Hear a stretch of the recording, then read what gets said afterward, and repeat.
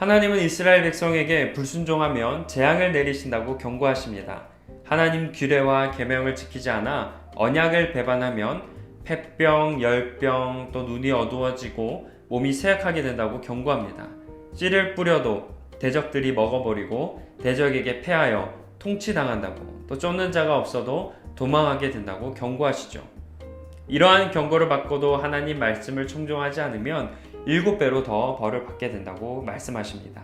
이러한 경고를 받고도 하나님 말씀을 청종하지 않으면 7배로 더 벌을 받게 된다고 말씀하십니다. 그래서 이스라엘의 교만을 꺾는다고 하시죠. 아무리 수고해도 땅은 소출을 내지 못하고 나무는 열매 맺지 못한다고 합니다. 만약 이렇게 7배나 벌을 받고 순종하지 않으면 7배나 더 벌을 받게 된다고 하시죠. 2차 재앙을 내리신다는 겁니다. 2차 재앙은 들짐승을 보내서 자녀들을 물어 죽게 하고 가축을 해치는 등 이러한 피해로 인해 인구가 대폭 줄어들고 또 거리가 한산해지게 된다고 하시죠. 그런데 이렇게 2차 재앙 후에도 백성이 하나님께 돌아가지 않고 대항하면 또 7배나 더 가혹하게 벌하시겠다고 하시며 3차 재앙에 대해 말씀하십니다. 칼, 곧 대적의 공격을 통해 언약을 어기는 원수를 갚고 성읍에 전염병을 보내고 이스라엘을 대적의 손에 넘긴다고 경고하십니다. 먹어도 배부르지 않는 배고픔을 경험하게 된다고 하시죠. 오늘 말씀은 하나님께서 이스라엘 백성이 언약을 배반하고 또 말씀에 불순종하면 징계하신다라고 하셨던 그런 경고의 내용임을 우리가 기억하며 함께 본문을 읽도록 하겠습니다. 그러나 너희가 내게 청종하지 아니하여 이 모든 명령을 준행하지 아니하며 내 규례를 멸시하며 마음에 내 법도를 싫어하여 내 모든 계명을 준행하지 아니하며 내 언약을 배반할진대 내가 이같이 너희에게 행하리니 곧 내가 너희에게 놀라운 재앙을 내려 폐병과 열병으로 눈이 어둡고 생명이 쇠약하게 할 것이요 너희가 파종한 것은 헛되리니 너희의 대적이 그것을 먹을 것임이며 내가 너희를 치리니 너희가 너희의 대적에게 패할 것이요 너희를 미워하는 자가 너희를 다스릴 것이며 너희는 쫓는 자가 없어도 도망하리라. 또 만일 너희가 그렇게까지 되어도 내게 청종하지 아니하면 너희의 죄로 말미암아 내가 너희를 7배나 더 징벌하리라. 내가 너희의 세력으로 말미암은 교만을 꺾고 너희의 하늘을 철과 같게 하며 너희 땅을 녹과 같게 하리니 너희의 수고가 헛될지라. 땅은 그 산물을 내지 아니하고 땅의 나무는 그 열매를 맺지 아니하리라. 너희가 나를 거슬러 내게 청종하지 아니할진대 내가 너희의 죄대로 너희에게 7배나 더 재앙을 내릴 것이라. 내가 들짐승을 너희 중에 보내리니 그것들이 너희의 자녀를 움키고 너희 가축을 멸하며 너희의 수요를 줄이리니 너희의 길들이 황폐하리라. 이런 일을 당하여도 너희가 내게로 돌아오지 아니하고 내게 대항할진대 나 곧 나도 너희에게 대항하여 너희 죄로 말미암아 너희를 7배나 더 치리라. 내가 칼을 너희에게로 가져다가 언약을 어긴 원수를 갚을 것이며 너희가 성읍에 모일지라도 너희 중에 연병을 보내고 너희를 대적의 손에 넘길 것이며 내가 너희가 의뢰하는 양식을 끊을 때에 10여인이 한 화덕에서 너희 떡을 구워 저울에 달아 주리니 너희가 먹어도 배부르지 아니하리라. 아멘. 오늘 본문은 하나님께서 이스라엘 백성의 불순종을 징계하신다는 경고의 메시지입니다. 하지만 하나님의 엄한 목소리 속에는 강력한 사랑이 담겨 있음을 보게 됩니다. 본문은 크게 질병, 수학 약탈, 전쟁 패배에 대한 내용인 14절에서 17절, 가뭄과 빈약한 추수에 대한 내용인 18절에서 20절, 쇠락, 전염병, 기근을 초래하는 전쟁에 대한 내용인 21절에서 26절까지의 말씀으로 구성되어 있습니다. 오늘 말씀은 모두 불순종에 대해서 하나님께서 징계하시는 내용이므로 같은 흐름과 비슷한 내용이에요. 따라서 오늘 본문 전체를 통해 알 수 있는 내용을 정리하면서 묵상하도록 하겠습니다. 먼저 하나님은 자기 백성을 매우 사랑하신다는 걸 알 수 있습니다. 이스라엘 백성이 계속해서 죄를 짓는다고 말씀하시면서 그때마다 내버려 두지 않고 징계하시겠다라고 하시죠. 죄를 경고하는 말씀이지만 그들의 불순종과 또 완악함이 아무리 강하고 끈질겨도 백성들을 절대로 포기하지 않겠다는 선포입니다.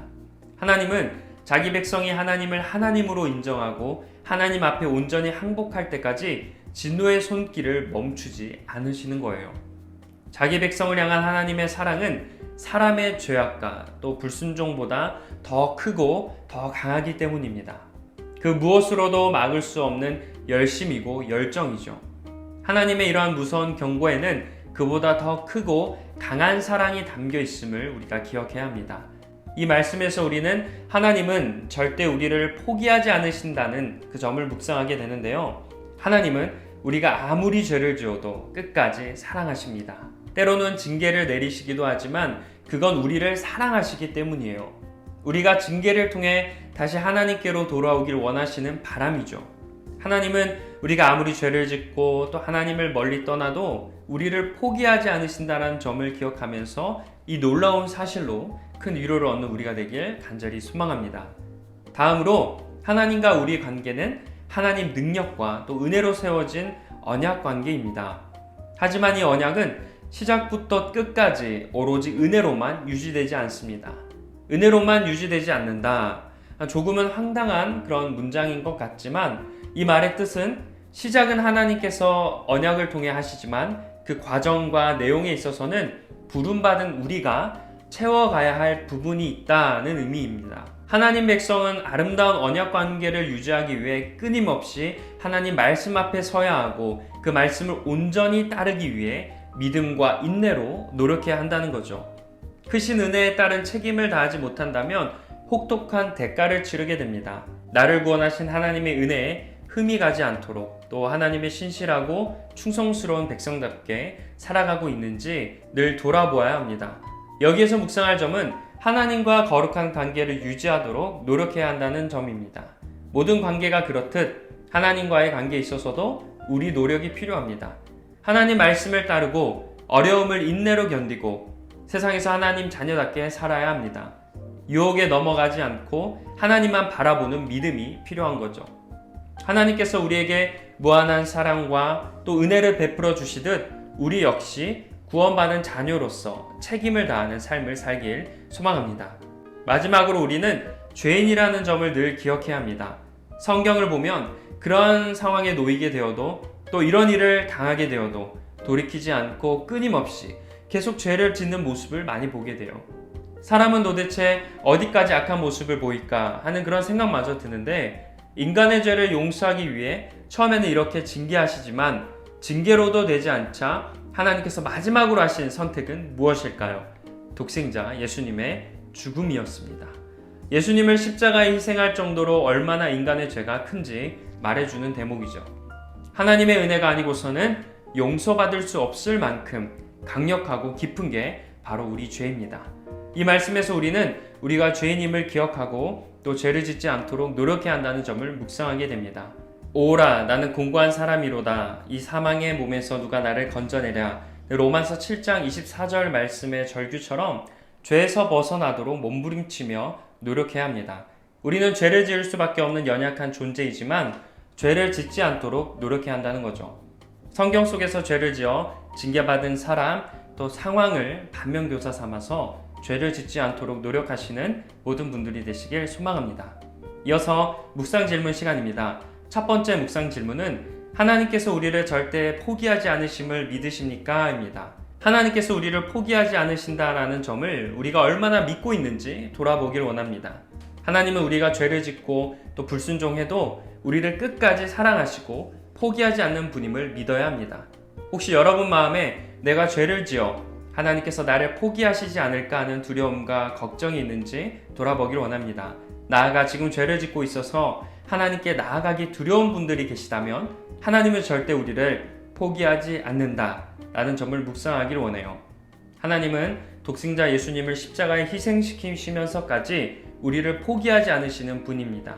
이처럼 하나님의 포기하지 않으시는 그 사랑을 깊이 묵상해 보시고 큰 위로를 받길 원합니다.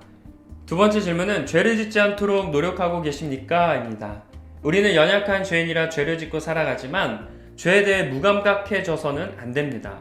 나는 죄에 대해 얼마나 민감한지 또 죄를 짓지 않고 살아가려고 얼마나 노력하고 있는지 아니면 죄를 가볍게 여기며 살고 있진 않은지 돌아보길 원합니다.